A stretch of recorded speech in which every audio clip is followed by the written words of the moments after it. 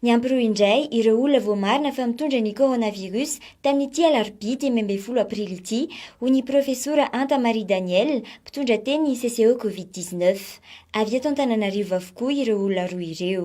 Tafiakatra ho 10 noho izany ireo voamarina fa mitondra ny tsimon-karetsana eto Madagasikara.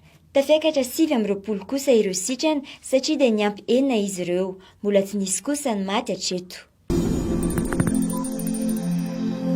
Manomboka ny 17 aprily ka hatramin'ny 18 aprily dia eny amin'ny plan Anosy no andraisana ny fisotrondronono ho an'ireo mponina eny amin'ny faritra Tsimondrano ary iverina eny amin'ny perception tsara lalàna kosa ny 19 aprily. Nanao izao fandaminana izao ny tahirim-bola-panjakana mba hisorohana amin'ny fiparitahan'ny ivelana aretina coronavirus amin'ny fanajana nelanelana iray metatra. Ho mafy ho an'i Madagasikara ny fiantraikan'ny valanaretina coronavirus eo amin'ny toe-karena.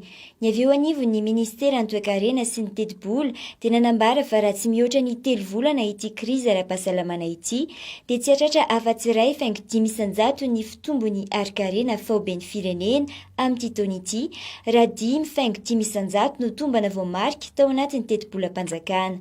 Iena be mantsy ny vola miditra avy amin'ny hetra sy ny fahatiseranana noho ny fiatoany asan'ireo orinasa tsy miankina.